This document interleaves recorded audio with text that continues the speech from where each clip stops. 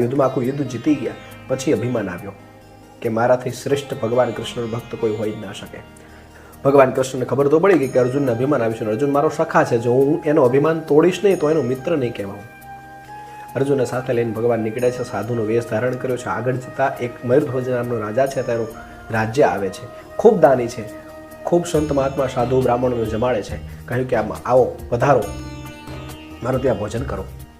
ત્યારે સંતના વેશમાં આવેલા કૃષ્ણ અને અર્જુન બંને જણા કહે છે કે અમે તમારે ત્યાં જમીશું. એ વાત બરાબર છે, અમે જમવા તૈયાર છીએ, પણ અમારી સાથે આ સિંહ છે એ નરભક્ષક છે, એને માંસાહાર જોઈશે. તમારું સંતાન છે એનું ભક્ષણ કરાવશો તો અમે તમારે ત્યાં જમીશું. વાત સાંભળીને રાજા તો કાંપી ઉઠ્યા, ધ્રુજી ઉઠ્યા. શું કહે છે આ સંત મહાત્મા? તે છતાં કહ્યું તું મારી રાણીને પૂછીને આવું છું. રાણી પાસે ઉતરેલા મોઢે જાય છે, દુઃખ વ્યક્ત કરે છે કે આવી વાત છે, સંત મહાત્મા આપણે ત્યાં જમવા આવ્યા છે અને કહે છે કે આપણા સંતાનનું ભક્ષણ કરશે આ સિંહ તો જ આપણે ત્યાં ભોજન કરીશું, તો જ સંત મહાત્મા આપણા ત્યાં જમશે. રાણી કહે છે કે શું વાત કરો છો? તો કે હા, કોઈ વાંધો નહીં, તમે સંતોને જમાડો, આપણા ત્યાં સંત જમે, એના માટે આવા હજારો દીકરાઓ પણ તમારા માટે કુરબાન કરી દઈશ. અને કહે છે કે હા, તમે આપણા સંતાનને લઈ જાઓ. તૈયાર કરી અને રાજા કહે છે કે તમે ભોજન કરો, હું મારા સંતાનને તૈયાર કરીને આના ભક્ષણ માટે હું તૈયાર કરીને આવું છું. કરવત વડે પુત્રના કોઈ પણ વિચાર કર્યા વગર બે ટુકડા કર્યા છે. એક ટુકડો આપ્યો તો એ ટુકડો ખાઈ ગયો અને રાણી રુદન કરવા લાગી. રુદન કરતી રાણીને જોઈને સંત મહાત્માના સ્વરૂપે કૃષ્ણ ક્રોધિત થયા, આવેશમાં આવી ગયા. કહે છે કે રાણી, તમારે સંતાન નહોતું આપવું તો રુદન શું કામ કરો છો? મેં જબરદસ્તી તમારી સાથે નથી કરી.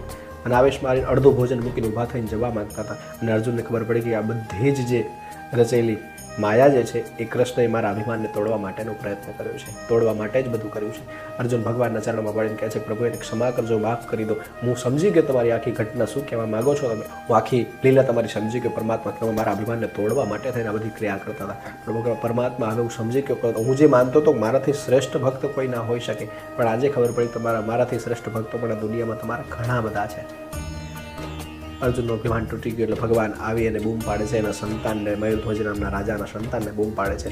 તો દોડીને સંતાન આવ્યું છે. રાજા ખુશ થયા અને ત્રણેય ભગવાને મોક્ષ આપ્યો છે. કહેવાનો અર્થ છે જીવનમાં મળ્યા પછી જો અભિમાન આવી જાય તો એ મળેલું જે કંઈ છે એ બધું જ બરબાદ થઈ જાય છે, બધું જ નકામું થઈ જાય છે. માન, પદ, પ્રતિષ્ઠા, મોભો, પૈસો, ગમે તે વસ્તુ મળી હોય, આપણને પ્રાપ્ત થઈ હોય, આપણે આપણા કર્મના હિસાબે, આપણા ભાગ્યના હિસાબે આપણે પ્રાપ્ત કરી છે, એ બધું જ વસ્તુ મળ્યા પછી આપણી અંદર જો અહમતા અને મમતા જો આવી જાય તો એ મેળવેલું કંઈ કામનું રહેતું નથી. માટે જીવનમાં જો મળે ને તો એટલું ધ્યાનમાં રાખવું કે આપણી અંદર ક્યારે એ વસ્તુને લઈને, એ દ્રવ્યને લઈને, એ પદને લઈને કે એ પ્રતિષ્ઠાને લઈને ક્યારે અભિમાન આવવું જોઈએ નહીં.